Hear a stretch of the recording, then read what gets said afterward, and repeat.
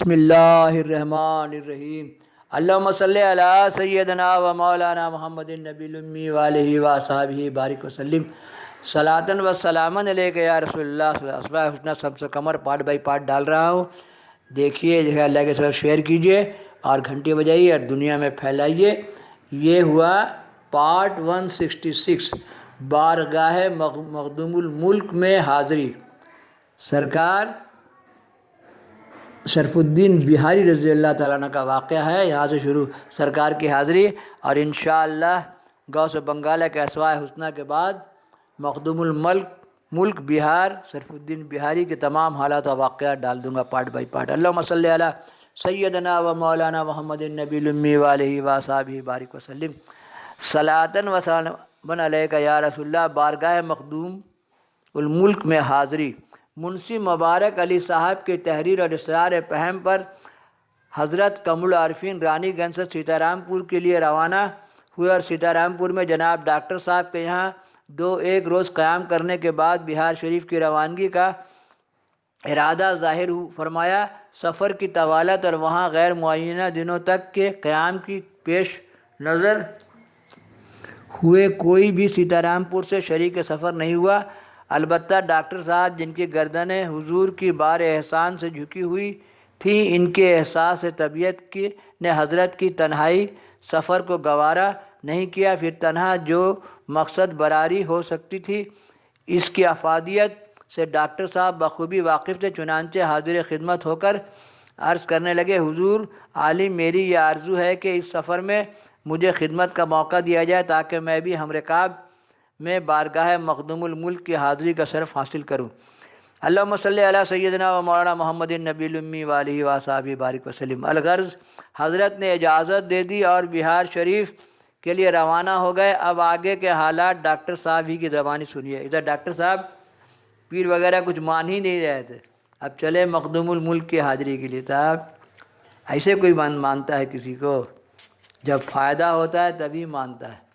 اللہم صلی علی سیدنا و مولانا محمد النبی الامی وآلہ وصحبہ بارک وسلم۔ صلاۃً و سلاماً علیک یا رسول اللہ صلی اللہ علیہ وسلم۔ بہار شریف میں حضرت کا قیام۔ محلہ بارہ دری میں جناب معین میاں کے یہاں حضرت کا قیام تھا۔ تقریباً عرس شریف کے وجہ سے پوری بہار شریف میں ہمہ ہمی شروع ہو چکی تھی۔ اکناف ملک سے مختلف خانقاہوں سے سجادہ نشین، مدراس کے علماء، محلات کے عمرا، جھوپڑیوں کے گداگر فقراء اور محبین اولیاء بہار شریف کی جانب کسا کس چلے آ رہے تھے۔ حضرت کا قیام گاہ پر صبح و شام نیاز مندوں اور حاجت مندوں کی بھیڑ بھاڑ رہا کرتی تھی۔ عرس کے تمام تقریبات میں کامل حوصلہ مندی اور جرأت مستانہ کے ساتھ آپ نے شرکت فرمائی۔ وہاں کی خاص محفلوں میں بھی شرکت رہی اور قوالوں کی خوب حوصلہ افزائی کی۔ اختتام عرس کے بعد بھی حاجت مندوں نے آپ کو وہاں سے آنے نہیں دیا اور آپ نے بھی حاجت روائی کا ذریعہ جاری کر دیا۔ اتفاق وقت کے اسی زمانے میں صغرا اسٹیٹ کی جائیداد اور انتظام و انصرام کا مقدمہ پورے عروج پر تھا۔ تولیت کے ایک فریق کی حیثیت سے مولوی محمد موسیٰ صاحب تھے جو حضرت کو اپنا معاون و مددگار بنائے ہوئے تھے، اور فریق ثانی کے اکثر مشائخ اعلی کار بن چکے تھے۔ اب یہ جنگ دوسری نوعیت کی ہو چکی تھی۔ ہر ایک فریق دوسرے فریق کے سرپرستوں کو ایذا رسانی کے لیے پوری طرح تیار تھے۔ حضرت کے رعب و دبدبہ اور اثرات تعویذات کا سکہ مشائخ البہار پر ایسا جمع ہوا تھا کہ کسی کو چوں کرنے کی مجال نہیں تھی۔ فریق ثانی کے دنیا دار لوگوں نے حضرت کے خاتمے کی بات ٹھانی اور اس کے لیے ایک پرتکلف عصرانہ کا انتظام کیا تاکہ ایک ہی پیالے میں کام تمام کر دیا جائے۔ نہ یہ کہ حضرت رہیں گے اور نہ مولوی موسیٰ کو کامیابی ہوگی۔ تدبیروں کو مکمل کرنے کے بعد خوش پوش حضرات حضرت کی خدمت میں حاضر ہوئے۔ چائے نوشی کی دعوت اصرار کر کے قبول کرائی۔ دعوت اسرانہ کی رات۔ اسرانہ کی دعوت قبول فرمانے کے بعد ہی آپ کی کیفیت متغیر ہونے لگی۔ کسی سے جی بھر کر بات نہیں کرتے، کبھی کبھی بات ادھوری چھوڑ کر ایک خاموش ہو جاتے۔ جب اسرانہ مودع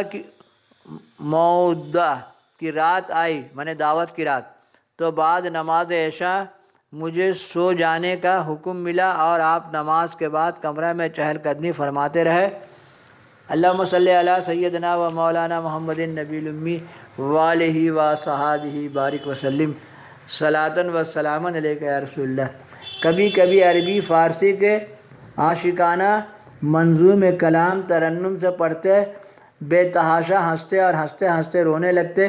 کبھی کسی نامعلوم شخص سے بآواز بلند گفتگو فرماتے اور کبھی سرگوشی کرتے۔ اس کیفیت سے میں ڈاکٹر صاحب گھبرا جاتا ہے، مگر سر اٹھا کر دیکھنے کی ہمت نہیں ہوتی اور نہ ہی اس اسرار و رمزوں کو سمجھنے کی صلاحیت تھی۔ ٹک ٹک دیدم دم نہ کشیدم۔ اللہم صلی علی سیدنا و مولانا محمد النبی الامی وآلہ و صحابہ بارک وسلم کا وظیفہ پڑھتا رہا۔ کئی بار معین میاں صاحب خانہ میزبان بھی دبے قدموں دروازے تک آئے، مگر آواز دینے کی جرات نہ ہوئی۔ ساری رات اسی کیفیت و سرور میں گزر گئی۔